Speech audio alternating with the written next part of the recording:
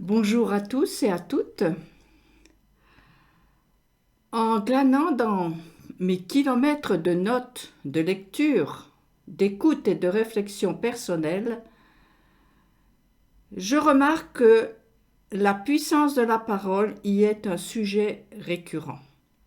Bien sûr, il y a d'abord la parole divine, celle qui a façonné et façonne l'histoire depuis la création du monde, mais il y a aussi et surtout la parole qui est au pouvoir de la langue des créatures humaines.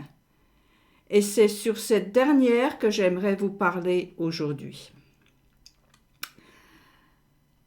La découverte de la puissance de la parole a révolutionné ma vie. Cette prise de conscience me pousse de l'avant, m'aide à me relever de mes erreurs, à corriger ma trajectoire pour reprendre le chemin vers l'horizon, là-bas, et espérer m'approcher un peu plus de la pensée de l'éternité insondable. La découverte de la puissance de la parole m'a donné un objectif: parler pour semer la vie, contre vent et marée et à contre-courant des mots qui tuent en semant la confusion, la peur et la haine.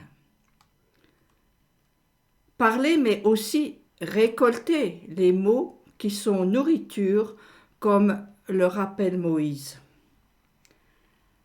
L'être humain ne vivra pas de pain seulement, mais de toute parole qui sort de la bouche de Dieu. Le livre des Proverbes est une mine de trésors en faveur de la parole, et ce, pour toutes les générations. Par exemple, au 18e chapitre de ce livre, on peut lire « De l'usage de la parole dépend la nourriture de l'homme. Il s'alimente du produit de ses lèvres. La mort et la vie sont au pouvoir de la langue. Ceux qui aiment l'exercer en goûtent les fruits. » Ainsi, les fruits de mes lèvres peuvent être doux ou amers. Le produit de mes lèvres peut être constructeur ou destructeur. Aussi, à chaque fois, c'est avec une certaine crainte que je partage quelques-unes de mes réflexions. Parler implique une responsabilité qu'il faut assumer. C'est un risque, mais c'est aussi une joie de participer à la création.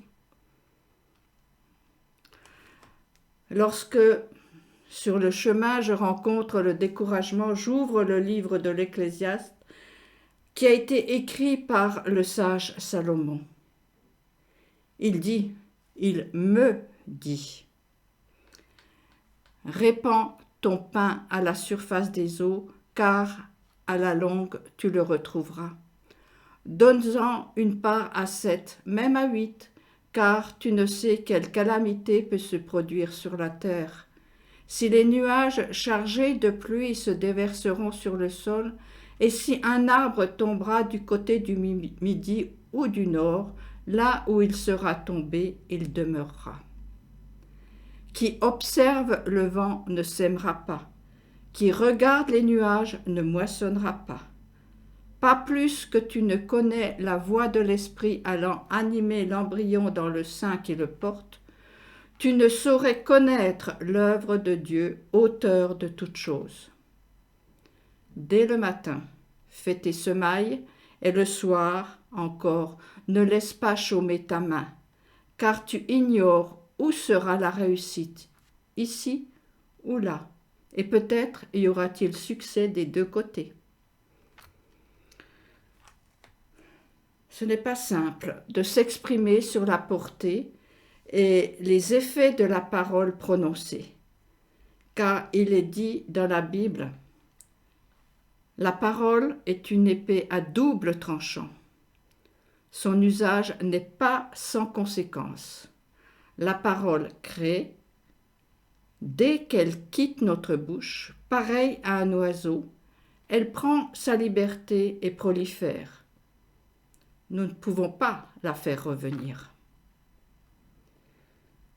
La parole humaine, tout comme la parole divine, n'est pas une chose, une abstraction. La parole est vivante, dynamique, créatrice. Elle engendre des pensées et des sentiments. La parole a une influence sur celui ou celle qui la prononce, puis sur celles et ceux qui l'entendent. Elle a un effet cosmique.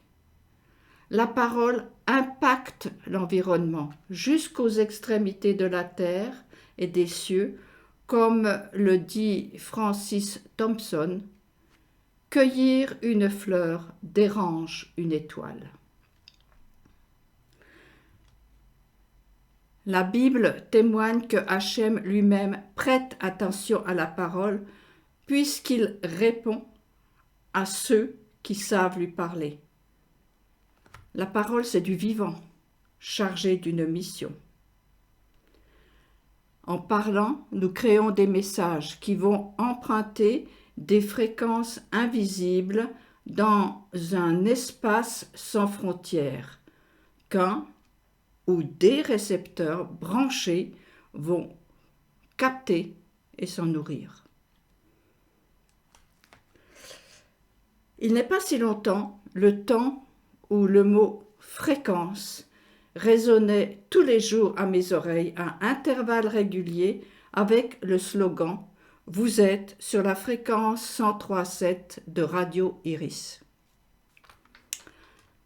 Avec mon mari et une petite équipe courageuse, nous avons mis notre foi en action et créé une radio dite libre grâce à l'opportunité de la libération des ondes françaises en 1981. Pendant près de 30 ans, 24 heures sur 24, 7 jours sur 7, nous avons diffusé des messages de louange à Dieu, majoritairement dans un format musical, attractif et contemporain. Le nom Iris, en grec ancien, fait référence à l'arc-en-ciel, signe de l'alliance avec les hommes. Dans le langage traditionnel des fleurs, l'iris, entre autres significations, est souvent lié à la foi, à l'espoir, à la sagesse, à la bravoure et à l'admiration.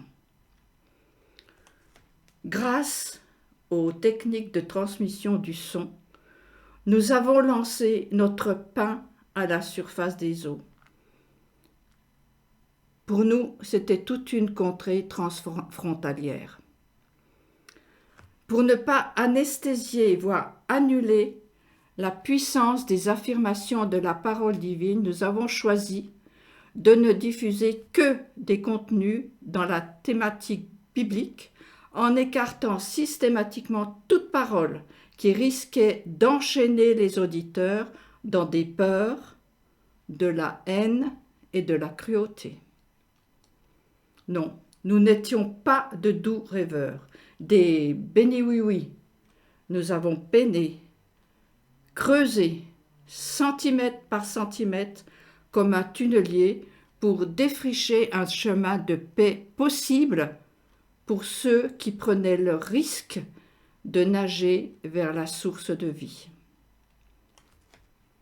Durant cette aventure, toutes les difficultés, obstacles, satisfactions et joies se sont transformées en autels à la gloire de Dieu, à la manière des patriarches qui marquaient les événements fondateurs par des stèles.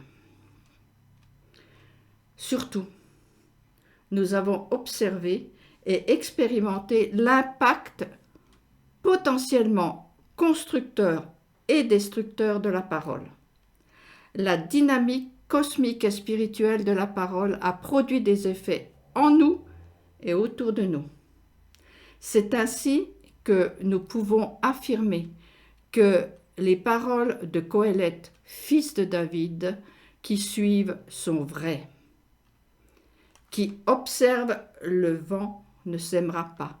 qui regarde les nuages ne moissonnera pas, pas plus que tu ne connais la voix de l'Esprit allant animer l'embryon dans le sein qui le porte, tu ne saurais connaître l'œuvre de Dieu, auteur de toutes choses.